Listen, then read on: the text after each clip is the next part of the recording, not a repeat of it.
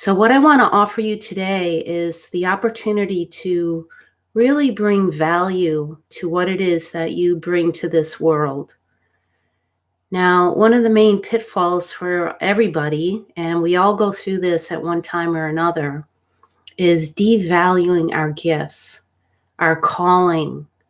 And in this frame, I'm referring to gifts and calling, life purpose as living your Dharma, living your truth, which is different than a occupation. An occupation has an end result, and it's aiming for something in particular, some kind of particular gain. And when we're only, and there isn't anything wrong with that, but when we're only focused on our occupation, our profession, then we may lose sight of the yearning of the soul, the movement of the soul, and what the soul has to offer.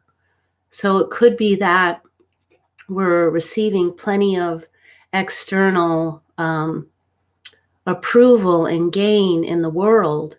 And this is actually a big problem if you look around us, that much of the focus is on consumerism and acquiring. And what tends to happen is then there's an imbalance, and our aim can be quite high and large, even to the point of grandiose. And often when we're moving in a direction that is so kind of exaggerated, I don't want to say expansive because the soul is already expansive, but if we're just moving toward external gain and recognition and what it is that we can get from life, in the end there, at a certain point, something inside is going to feel very dissatisfied and empty when it comes to the end of the day. So Dharma is more about finding out who it is that you are. So it's much more of an inner journey of listening to what it is that brings the light to your eyes, makes you dance and sing, makes you want to really get up in the morning. And it feeds something. Now, as we can see in our society, in our culture, especially right now, when the mental health population is so seriously challenged with services that are being put on hold right now, feeling the sense of isolation, not having the normal activities that can keep us in a place of stability, that they're really suffering. There's doubt, there's fear, there's confusion. And what the motivation is just to get back on course in the movement of business. And how can we get the economy up and running again? But the focus, there's been an imbalance for quite some time, because then what gets neglected is well-being, mental health, what really feeds the soul. So I think that there's a huge calling right now for our gifts, for us to kind of anchor our feet on the ground and land right here where we are in this time and place, and stand in our stillness and listen, to really listen inside to what feeds us, what nourishes us in a really deep way. Because this is the movement of the soul. This is how we come to discover the actuality of who we are, our essential nature, and then to be able to listen to the direction in which it leads us. Now, this is another aspect of Dharma that can be challenging for people, and especially if you've hung around non-dual circles quite a bit that can be very heady and, theoretical, philosophical, and um, one-sided in a sense, where they can get conceptual. I'll just put it like that, and miss humanity. So often what can happen is a devaluing of your personal story. And I want to encourage that personal story is often giving voice to your story, to your life, is Dharma. It is a way of discovering more of who you are. And it might just be in writing your story down, in sharing your story and giving voice to it, that many other people benefit from that. So not only are you benefiting, but many other people are. So that's the part of devaluing. It happens to people that are in human resources, that are caregivers, that work in mental health, that, volunteer their services, parents. There tends to be a devaluing of the services that we need the most, the services that really nourish us and keep us happy, bring us joy and keep us quite stable. I know very much that in my early life, it was always quite natural to me, for me to, I had a very large family, and to kind of be interested. I had a natural interest in all of the people around me, my brothers, my sisters. We had huge family gatherings. I'd be interested in everyone and want to, it just nourished me in a way to care for others and to serve, whether it be bring food or take care of a baby or one of my siblings. And also in school, it was the same way. And I always had a curiosity about people that appeared to be different, not like the norm, the acceptable norm. And we find that those that don't exactly fit into what is so-called the acceptable norm are the people that end up on the edges of society, and really need the extra support. But what I want to say is that the people that are often on the edge are the ones that have the greatest stories. And I think that that's really many of us. So beginning with, what might to you feel small and not important is important, to give, turn that light right in on yourself, put yourself in the spotlight, so that you give value to exactly where you are right now and everything that you bring and all of the things about you that have not yet been uncovered. So really awakening or realizing your essential nature is not about acquiring anything new. It's uncovering, unpacking, uncovering the different blocks or beliefs or critiques or ways that we've been shut down, ways that we've kept ourselves really small, and uncovering that so that we can find and discover the jewel that is within. And each and every one of us has a gift. There is absolutely no doubt about that. Now, in the Vedic cosmology, which is, at least 3,000 years old, there was a great god. Maybe the god's name was Indra. I might have that wrong. I'm not exactly sure. But in the cosmology, they talk about the small and the large, like the the tiny and the infinite as being exactly the same thing, not different. So this is how we come to the actualization of no separation. And how they speak about this is like there's an infinite web, and you could even say consciousness is an infinite web, an infinite field, a fabric of existence.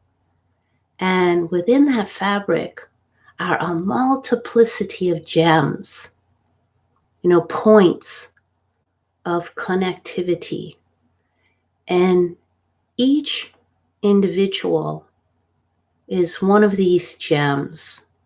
It's like your personal soul on this infinite fabric of existence that extends in all directions. Connected, interwoven with the whole of existence. So as each one of us acknowledges and recognizes our essential nature, our personal soul, the movement of our soul, the gem that we are, the gifts that we bring, it lights up all the gems around us. So not only are we giving in our recognition, in our claiming, in our owning of our own gifts, we are contributing to the web of infinity. Now, this is a really important point, especially right now in our time. You could call this field or this web also, to bring it to our common language, is the collective. We hear this all the time, the collective unconscious. So where these gems are not recognized, in the individuals that do not recognize their essential nature, and they're focused on something else that is outside of themselves in the way of consumerism or accomplishment or power, as we see here with the 1%, or with those that are, really dominating and confusing the web of existence. You could call this the collective unconscious. And then there's an imbalance in humanity. There's an imbalance in the wellness of the earth, of our globe. But this web does extend beyond earth, beyond the globe. But then we get to, we start to experience, as we are right now, this imbalance.